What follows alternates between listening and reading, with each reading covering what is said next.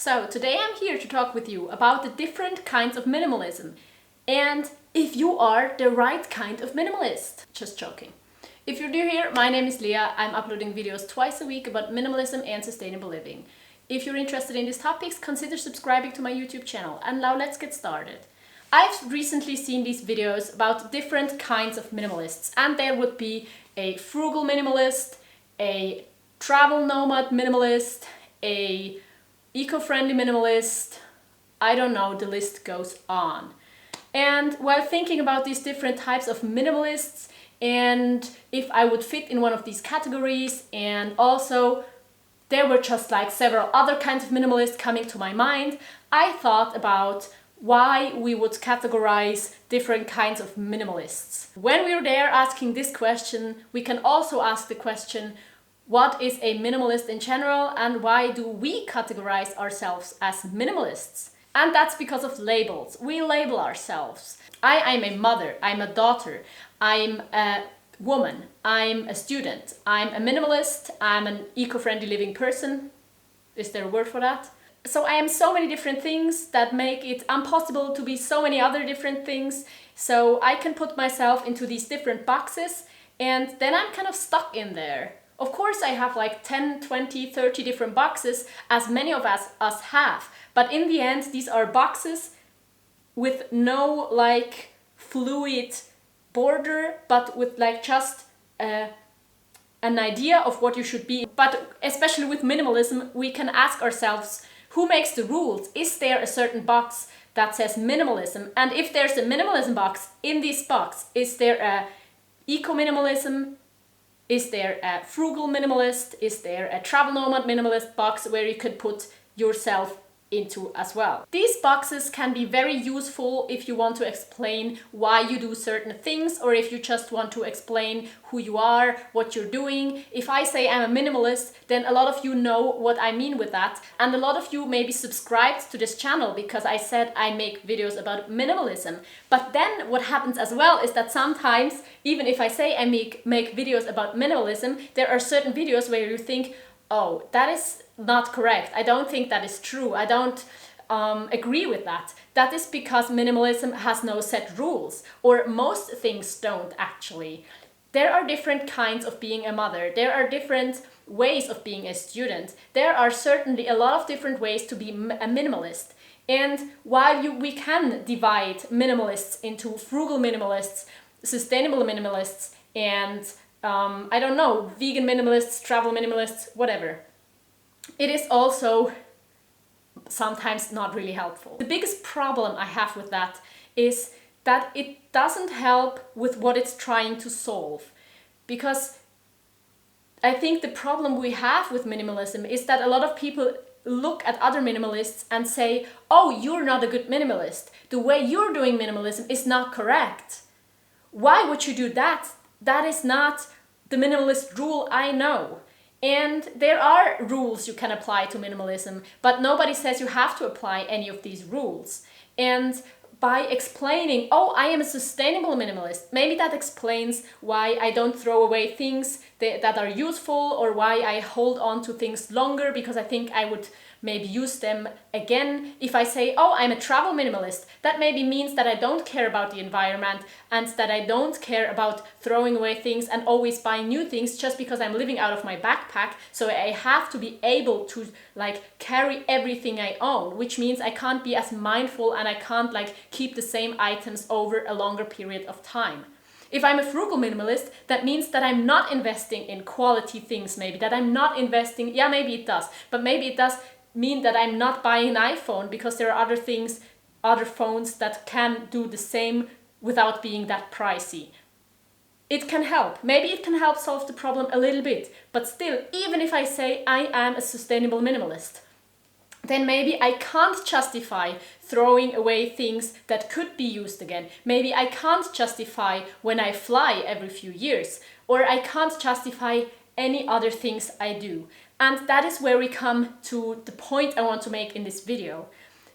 We can do things that appear to be minimalism and that look the same for a lot of people out of completely different reasons.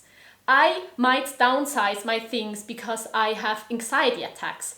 I might downsize my things because I want to move country. I might don't have as many things because I just don't have that much money. There are so many different reasons why we could like apply certain minimalism rules or why we could live a minimalist lifestyle.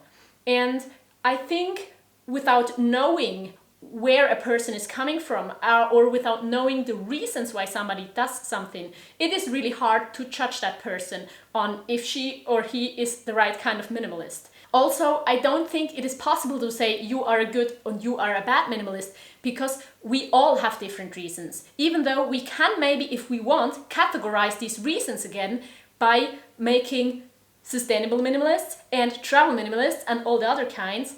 But I think even if you look closer into the box of the sustainable minimalists, you will find different kinds. You will find the kinds of minimalists that live in Thailand because they don't have to like heat their homes there. You will find the minimalists that try to live on a local diet. You will find the vegan minimalists. You will find the minimalists that don't travel by plane. And then again, maybe you could say you're doing it wrong because a person does make a different decision than another person. We are all different people, and I think there are as many kinds of minimalism as there are people trying to live a more minimalist lifestyle. So I really want to encourage everybody to just try to understand why people make these decisions. And also, we cannot always understand why people make these decisions. I think we can't justify saying that somebody is not a correct minimalist, that is not doing it right, because our lives are different. And of course, I have to admit that as well. When I watch videos where people explain what they own, when people explain why they own their 100 items, there are items in these 100 items that I would never own, that I think these are such useless items, even though I have a lot more than 100 items. And there are a lot of videos about people traveling extremely light, carrying things that I wouldn't take with me. On the other hand, they don't bring things with them that I would always carry with me because there are different reasons why I'm taking these things. And so I think there are just so many different explanations. There are so many different ways. And it can appear to be minimalism. Everybody's just a minimalist, but minimalism doesn't look the same for everybody or doesn't look the same for any of the people that pursue it. Maybe there are two people that own the exact same things, but maybe they have different reasons for owning these exact same things.